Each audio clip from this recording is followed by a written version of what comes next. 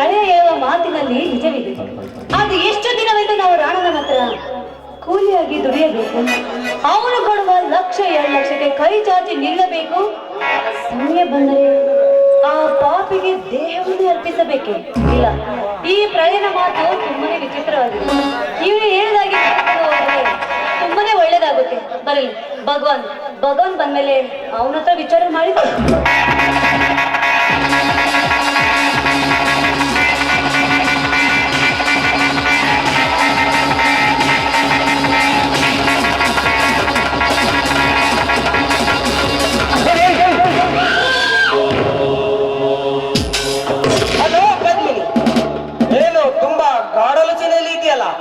ಯಾಕೆ, ಏನಾದರೂ ಸಮಸ್ಯೆ? ಭಗವಾನ್, ಸಮಸ್ಯೆ ಅಂತ ಕೇಳ್ತಾ ಇದೆಯಲ್ಲ, ಈ ಸಮಸ್ಯೆ ಎಂಬ ಮಧ್ಯದಲ್ಲಿ ತುಕ್ಕಿರ್ಬೇಕಾದ್ರೆ ಏನು ಸಮಸ್ಯೆ ಅಂತ ಕೇಳಿದರೆ ನಾನು ಏನಂತ ಉತ್ತರಿಸಲಿ? ಯಾಕೆ ಪದ್ಮಿನಿ, ಏನಾಯ್ತು? ನೋಡಿ, ಆ ರಾಣನ ಬಗ್ಗೆ ನಿಮ್ಮ ಅಭಿಪ್ರಾಯವೇನು? Very simple Padmini. ಅವನ ಹಣಕ್ಕೆ ನಾವು ನಾಯಿಗಳಂತೆ ನಿಯತ್ತು ತೋರಿಸಿದ್ದ. ಸಮಯ ಬಂದಾಗ ನಮ್ಮಂತವರ ನೆತ್ತಿಯ ಮೇಲೆ ಕಾಲಿಟ್ಟು ಪಾತಾಳಕ್ಕೆ ತುಳಿದು ತಾನೆಂದು ಮೆರೆಯುವ ಸೆಂಡನಾಗಿ ನನಗೆ ಸಾವಿರಾರು ಜನ ಸಲಾ ಮಾಡುತ್ತಾರೆ ಎಂದು ಎದೆ ಉಪ್ಪಿಸಿಕೊಂಡು ಮೆರೆಯುವ ಬಂಡ ನಾನು ಆಜ್ಞೆ ಮಾಡಿದರೆ ಸಾಕು, ಬಾನಂಗಳದ ಶಶಿಯನ್ನೇ ನನ್ನ ಅಂಗೈಯಲ್ಲಿ ತಂದಿಡುವ ಬಂಟರಿದ್ದಾರೆ ಎಂದು ಬಲವಾಗಿ ನಂಬಿರುವ ಲಪಂಗ ಎಂದು ನಾನಾಗಲೇ ಅರಿತುಕೊಂಡಿದ್ದೇನೆ. ಆ ತಡವನ್ನು ಬಾಸ್ ಎಂದು ಕರೆಯುವುದಕ್ಕೆ ನಿಮ್ಮ ಗಂಡದಿಯ ದೇಹಕ್ಕೆ ನಿಮಗೆ ನೀವೇ ಅವಮಾನ ಮಾಡಿಕೊಂಡಂಗಲ್ಲವೇ? ಪದ್ಮಿನಿ, ಬೆಟ್ಟದ ಹುಲಿಯಂತಿರುವ ಈ ಬ್ರಹ್ಮಾಂಡದ ಹುಲಿಗೆ ಅವಮಾನ ಮಾಡೋದಷ್ಟೇ ಗೊತ್ತು. ಅವಮಾನ ಮಾಡುತ್ತಲೆಂದವರನ್ನು ಅವನತಿಯ ಹಾದಿ ಹಿಡಿಸುವುದು. ಆ ರಾಣ ನನ್ನನ್ನು ಬಳಸಿಕೊಂಡಿದ್ದಾನೆ. ಅವನಿಂದ ನನಗೇನಾದರೂ ಮೋಸವಾಗುವ ಮುನ್ಸೂಚನೆ ಸಿಗಲಿ, ಆಗ ತೋರಿಸುತ್ತೇನೆ ಈ ಬಹುದೂರ್ ಭಗವಾನನ ಭಂಡಾಟವನ್ನು. ಭಗವಾನ್, ನೋಡಿ, ಆ ರಾಣನನ್ನು ನಮ್ಮಿಂದ ಏನು ಮಾಡಲಿಕ್ಕೆ ಸಾಧ್ಯವಿಲ್ಲ. ಅವನಿಂದ ನಮಗೆ ಏನು ಉಪಯೋಗವಿಲ್ಲ. ಅವನು ಕೊಡುವ 1,00,000-2,00,000ಕ್ಕೆ ಕೈ ಚಾಚಿ ಅವನ ಮುಂದೆ ನಿಲ್ಲುವ ಬದಲು ನಾವೇ ಇದಕ್ಕೊಂದು ಒಳ್ಳೆ ಉಪಾಯ ಹುಡುಕಬೇಕು. ಆಗ ಈ ಮೂಲಕಕ್ಕೆ ನಾವೇ ದೊರೆಯಾಗಿ ಮೆರೆಯಬಹುದು. ಇದಕ್ಕೆ ನಿಮ್ಮ ಅಭಿಪ್ರಾಯವೇನು? ಪದ್ಮಿನಿ, ನಿನ್ನ ಪಟ್ಟಕ್ಕಾಗಿ ಆ ರಾಣನಿಗೆ ಚಟ್ಟ ಕಟ್ಟಿಸಲು ಸಿದ್ಧಳಿರುವೆಯಾ?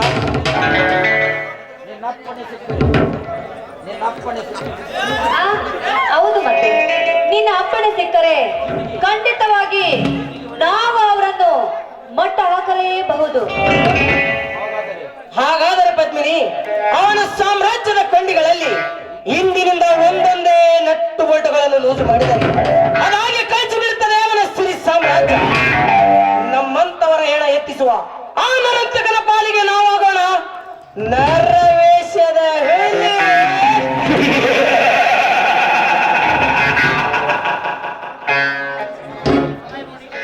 ಭಗವಾನ್, ಸಮಯ ನೋಡಿ ಹೊಚ್ಚು ಹಾಕುವ ಹುಲಿ ನಾನಾಗುತ್ತೇನೆ. ಸಿಂಹದಂತೆ ಗರ್ಜಿಸಿ ಇಬ್ಬರು ಸೇರಿ ಒಂದೇ ಹೇಟಿಗೆ ಬಿಡಿ. ಈಗ ಅರ್ಜೆಂಟ್ ಆಗಿ ಅವರು ಒಪ್ಪಿದ ಡೀಲ್ ಪ್ರಕಾರ ಏನಾಯ್ತು? ಆ ಜಗದೀಶನ್ ಡೀಲ್ ನೀವು ಮಾಡ್ತಿರೋ ಅಥವಾ ಬೇರೆ ಒಪ್ಪಿಸಬೇಕು? ಪದ್ಮಿನಿ, ಅದು ನನ್ನ ಚಿಕ್ಕಪ್ಪ ದೊಡ್ಡಪ್ಪನವರ ವಿಚಾರ. ಆ ಜಮೀನು ಒಂದು ವೇಳೆ ಪರರ ಪಾಲಾಗುವುದಾದರೆ ಅದರ ವಾರಸ್ತರ ನಾನಾಗಬೇಕು. ಈ ಡೀಲ್ ನನಗೆ ಇರಲಿ, ಅಂದ ಹಾಗೆ ಈ ವಿಷಯ ಗುಪ್ತವಾಗಿರಲಿ. ಭಗವಾನ್, ಸರಿ, ನಾ ಇನ್ನು ಹೊರಡಲೆ. ಆಯ್ತು ಪದ್ಮಿನಿ, ಹೋಗಿ ಬಾ. ಭಗವಾನ್, ಹಾಗೆ ಹೋಗ್ಬಾ ಅಂತ ಹೇಳ್ತಾ ಇದ್ರಲ್ಲ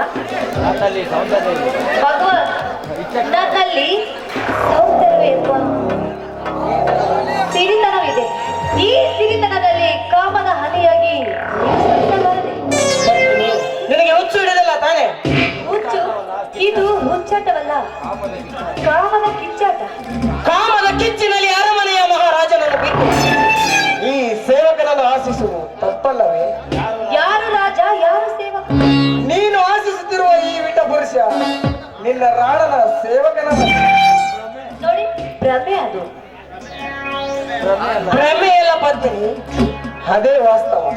ನನಗೆ ಡಾನ್ ಪಟ್ಟ ಕಟ್ಟುವ ಮಾತನಾಡಿದ ಮರುಕ್ಷಣ ಈ ಗಂಡಿನ ಹತ್ತಿರ ನಿನ್ನ ಮನದಾದಲ್ಲಿನ ಕಾಮಸೂತ್ರದ ಚಿತ್ರಗಳನ್ನು ನನ್ನ ಮುಂದೆ ನಿನ್ನ ನೇತ್ರದಿಂದ ವಿಸ್ತರಿಸುವುದು ಎಷ್ಟು ಸರಿ? ನೋಡಿ, ನಿನ್ನಂತೆ ಆ ಮನೆಯಲ್ಲಿ ಎಲ್ಲರೂ ಸೇವಕರಾಗೇ ಇದ್ದಾರೆ. ಅದು ಎಲ್ಲಿವರೆಗೂ ನಾನು ಈ ಕಾಮ ವೇದನೆಯನ್ನು ತಡೆಯಬೇಕು? ನಾನು ಒಂದು ಹೆಣ್ಣಲ್ಲವೇ? ಪದ್ಮಿನಿ, ಹೆಣ್ಣಂದೇ ಜೊತೆಯಲ್ಲಿ ಇಟ್ಟುಕೊಂಡು ಮುತ್ತಿನ ಪಲ್ಲಕ್ಕಿಯ ಮೇಲೆ ಮಲಗಿಸಿ ಹಣದ ಕಂತೆಗಳಿಂದ ಆಶಿಸಿದ್ದಾನೆ ಆ ರಾಣ ಪ್ರತಾಪ್. ನೋಡಿ, ಆ ಹಣದಿಂದ ಹೆಣ್ತನವನ್ನು ತೃಪ್ತಿಪಡಿಸಲು ಸಾಧ್ಯವೇ? ಕೋಟಿ ಕೋಟಿ ಹಣವಿದ್ದು ನಾನೇ ಡಾನ್ ಎಂದು ಬೆರೆಯುತ್ತಿರುವ ಆ ರಾಣನಿಗೆ ಎಂಬುದೇ ಗೊತ್ತೇ ಇಲ್ಲ. ರಸಿಕತೆ ಇಲ್ಲದ ಅವನೊಬ್ಬ ಷಡ್ಡನಿದ್ದಂತೆ. ಅದಕ್ಕಾಗಿ ಅಲ್ಲವೇ ಅವನನ್ನು ಬಿಟ್ಟು ನಾನು ನಿನ್ನ ಮೇಲೆ ಪ್ರೀತಿಯಿಂದ ಕಂಗೆಟ್ಟು ಬಾಯಿ ಬಿಟ್ಟು ನಿನ್ನ ಬಳಿ ಬಂದಿರುವುದು. ಸುಮ್ಮನೆ ನನ್ನನ್ನು ಪ್ರೀತಿಯನ್ನು ಒಪ್ಪಿಕೊಂಡು ಹೆಣ್ಣನ್ನು ತೃಪ್ತಿಪಡಿಸು ಬಾ ಎನ್ನ ಪ್ರಿಯಕರ.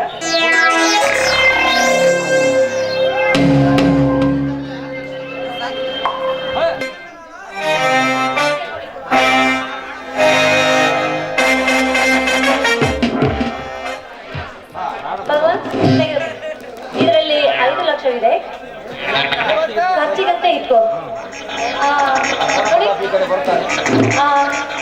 ರಾಣ ಈ ಕಡೆ ಬರ್ತಾ ಇದ್ದಾನೆ.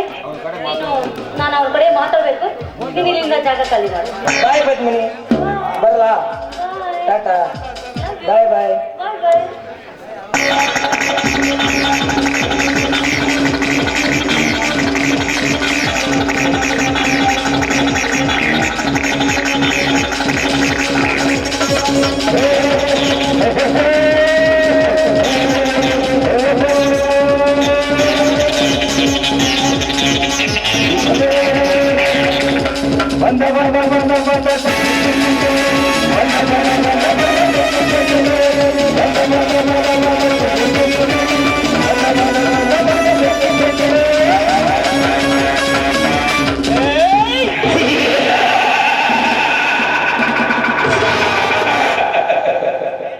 ವೆರಿ ಗುಡ್ ಪದ್ಮಿನಿ, ನೀನು ಹೊಂಚು ಹಾಕಿದ ಹುಲಿ ಬಲೆಯಲ್ಲಿ ಬಿದ್ದಂತಾಯ್ತು. ನೀನು ಬೀಸಿದ ಬಲೆಯಿಂದ ತಪ್ಪಿಸಿಕೊಳ್ಳುವ ಎಪ್ಪಲಿ ಯಾವುದೂ ಇಲ್ಲ ಬಿಡು. ಪ್ರಳಯ ನೋಡು, ಇವಳು ಡಾನ್ ಎಂದುಕೊಂಡಿರುವ ಗಂಡಿ ಮನೆಯಲ್ಲಿರುವವಳು. ಯಾರಿಗೆ ಹೇಗೆ ಬಲೆ ಹಾಕಿಕೊಳ್ಳಬೇಕೆನ್ನೋದು ನನಗೆ ಚೆನ್ನಾಗಿ. ಸರಿ, ಭಗವಾನನು ನಮ್ಮ ದಾರಿಯಲ್ಲಿ ಬಂದಾಯ್ತು. ನಾ ನೀಡುವೆ ಮಾರ್ಗದರ್ಶನ, ನೀ ಹೂಡು ದರ್ಶನ. ಆಯ್ತು, ಹಾಗೆ ಆಗಲಿ. ನೋಡಿ, ನಾನು ಪರಿಮಳ ಸೂಸುವ ಹೂವಾಗುವೆ, ನೀನು ಹೊಂಚಿನಿಂದ ಒಡೆಯುವ ದುಂಬಿ ಆಗ್ಬಿಡು ಅಷ್ಟೇ. ಸರಿ, ನಾನು ಬಂದು ತುಂಬಾ ಹೊತ್ತಾಯ್ತು. ನಾನು ನಿನ್ನ ಜೊತೆಯಾಗಿ ಬರವೆ. ನೀ ಎಲ್ಲಿಗೆ ಹೋಗ್ತೇ ಅಲ್ಲಿಗೆ ಬರ್ತೀನ. ಸರಿ, ಬಂದು ಹೋಗೋಣ.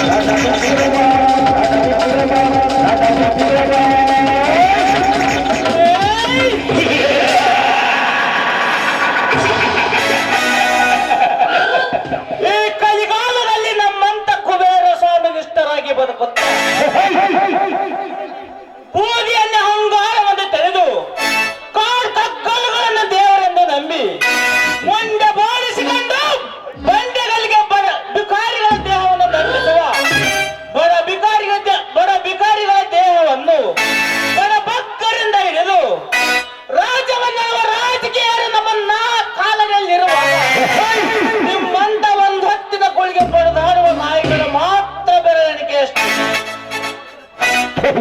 ಬಡ ಭಕ್ತರ ಪಾಲಿಗೆ ನ್ಯಾಯ ನೀತಿ ಧರ್ಮ ಧರ್ಮಾತ್ಮನ ವೇಷ ಹಾಕಿದ ಮಾತ್ರಕ್ಕೆ ನಿನ್ನಾಟ ನಡೆಯಲಾರದು. ಆ ರಾಣದಲ್ಲಿ ನನ್ನ ಸ್ನೇಹ ಗಟ್ಟಿಯಾಗಿರಬೇಕೆಂದರೆ ನಿನ್ನಂತವನು ಸರ್ವನಾಶವಾಗಲೇಬೇಕೇ.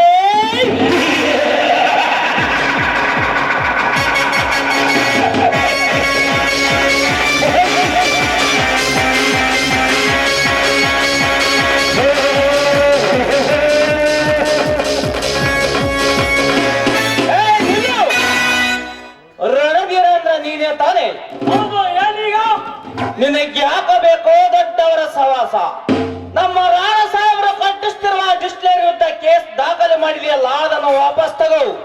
ಕೊಡಲ್ಲ ಅಂದ್ರೆ ಏನ್ ಮಾಡ್ತೀಯ? ಮಗನೇ ಅಂದ್ರೆ ಮಣ್ಣಿನ ಕಿತ್ತೊಲ್ ಬರ್ತಾನೆ. ಯಾರಪ್ಪನ ಜಮೀನಂತ ನಮ್ಮ ಬಡವರ ಜಮೀನಲ್ಲಿ ಕೇಳಿದಾಗ ಕೊಟ್ಟು ಸಹಿ ಮಾಡಿಸಿಕೊಂಡು ಕೃಷ್ಣನನ್ನು ಕಟ್ತಿದ್ಯಾ? ಮರ್ಯಾದಿಂದ ಡಾನ್ ರಾಜರಿಗೆ ಬೇರೆ ಜಾಗ ನೋಡಿಕೊಳ್ಳೋದಕ್ಕೆ. ಇಲ್ಲವಾದರೆ ಈ ಸಿಡಿದದ್ದು ಸಿಂಹದ ಮರಿ ಅಂತಿರುವ ಬಡ ಜನರ ಚದುರಂಗಾಟದಲ್ಲಿ ಚಿತ್ತನ್ನು ಗಚ್ಚಲಂತಾಗುತ್ತದೆ ಅವನ ಬದುಕು. ಚದುರಂಗದಾಟ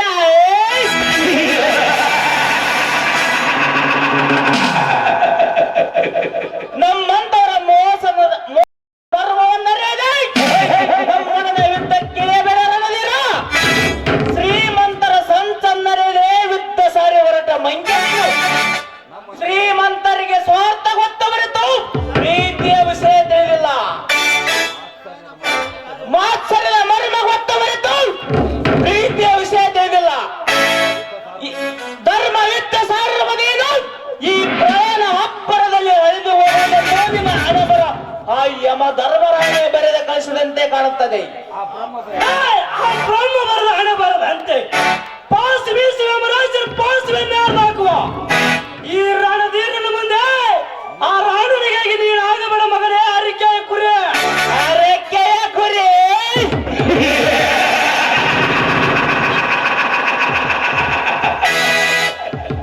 ಈ ತೋರುದ್ರನನ್ನು ತೋರ ರೂಪದಲ್ಲಿರುವ ಪೆದ್ದ ಗಂಡು ನೀನು. ಪ್ರಾಯರುದ್ರ ಸುನಾಮಿ ಬಂದರ ಸುಂಟು ಮೇಲೆ ಹಾರಿಕೊಂಡು ಹೋಗುವ ನೀನೇ ಪ್ರಾಯ ಖುದ್ದ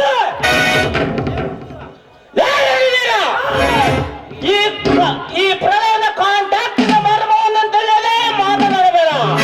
ಇಲ್ಲೇ ನಿನ್ನ ಸುಟ್ಟು ಹಾಕಿದರೆ ನೀರು ಹಾಕಲು ಗತಿ ಇಲ್ಲದಂತೆ ಕೇಳಿ ಸುಮ್ಮನೆ ನಮ್ಮ ವಿಷಯದಿಂದ ಹಿಂದೆ ಸರಿದು ಬಿಡು. ಹಾಗೆ ಹೇಳಿದ್ದೀರಲ್ಲ ಇವರು ಒಂದು ಸಂಬಂಧಿಟ್ಟೆ ಜಯ ಎಂದಿರಲ್ಲ. ನಿನಗೆ ಹಿನ್ನೆಲೆ ಹೇಳಿಕೋ ತಾನನ್ನ ಹಿನ್ನೆಲೆ ಬಗ್ಗೆ ಅರ್ಥವಾಗಂತ ಮಾತಾ. ಈ ರಣಧೀರನಂದ್ರೆ ಯಾರು ಅಂತ ತಿಳಿದಿರುವೆ? ರಾಯಲಸೀಮೆಯನ್ನು ರಾಜನಂತ ಆಳಿದ ನಮ್ಮ ವಂಶ ಕುಲತಿಲಕ ರಾಯಲಸೀಮೆ ನಮ್ಮ ಮುತ್ತಜ್ಜ ನ್ಯಾಯ ನೀತಿಯಲ್ಲಿ ನೆರಳಿನಲ್ಲಿ 40 ವರ್ಷ ಅದೇ ರಾಯಲಸೀಮೆ ನನ್ನ ಧರ್ಮಾತ್ಮ ಎಂದು ಆಡಿಕೊಂಡು ಬಂದ ನರಸಿಂಹರೆಡ್ಡಿ ನನ್ನ ತಂದೆಗೆ ಜನ್ಮ ನೀಡಿದ ನಮ್ಮ ತಾತ. ಇಂದು ಬಡವರಿಗೆ ಬೆವರು ಹರಿಸಿದ ಇಂದ್ರಸೇನ ರೆಡ್ಡಿ ನನಗೆ ಜನ್ಮ ನೀಡಿದ ನನ್ನ ಅಪ್ಪ. ಎಂದು ನಿನ್ನಂತ ಪುಂಡವನ್ನು ನೆರಳನ್ನೇ ಸೋಕದಂತೆ ನಮ್ಮ ಸೀಮೆಯಿಂದ ನಿಮ್ಮಂತ ಪುಂಡವರಿಗಳನ್ನು ಹೊರವರಿಸಿದ ಆದಿಕೇಶವ ರೆಡ್ಡಿ ನನ್ನ ದೊಡ್ಡಪ್ಪ. ಬಡವರ ಮಾನ ಪ್ರಾಣಕ್ಕಾಗಿ ಎದುರಾಳಿಸುವ ತೈಲ ಸಹಿಸುವ ಕುಲದ ಕೈಯ ಚಂದ್ರ ಕೇಶವ ರೆಡ್ಡಿ ನನ್ನ ಚಿಕ್ಕಪ್ಪ. ದೇಶಕ್ಕಾಗಿ ಹೋರಾಡೋ ಧರ್ಮಕ್ಕಾಗಿ ಬಡದಾಡೋ ಅಂತ ಅರಸೇನರಿಗೆ ಇತ್ಯ ಬುದ್ಧಿ ಕಲಿಸೋ ದೊಡ್ಡ ಸಪ್ಪಂತರು ನಮ್ಮ ಗುರುಗಳು. ಎಂತವರ ಗಲದಲ್ಲಿ ಪಳಗಿ ನಿಮ್ಮಂತ ದುಷ್ಟ ನೀಚರನ್ನು ನಾನು ಕತ್ತರಿಸ ಈ ವೀರಗಾದ ಜಗದೀಶ ತಮ್ಮ ಈ ರಣವೀರ ಇವನ ಬಗ್ಗೆ ಅರಿತುಕೊಳ್ಳದೆ ಅವರ ಹಣ ಕಷ್ಟ ಅರಿಕೆ ಕುರಿತು ಬರಬೇಡ.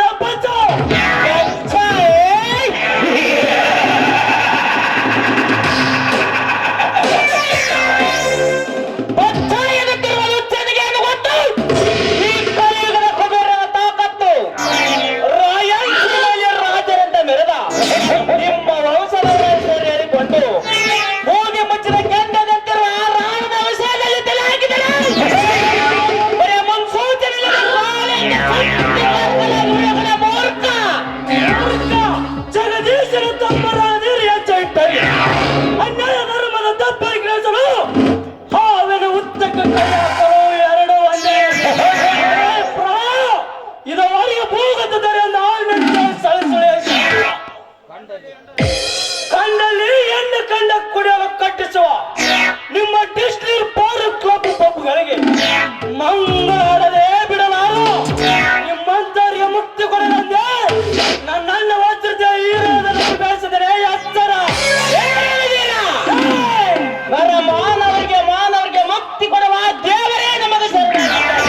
ಎಂಬುದನ್ನು ಮರೆತು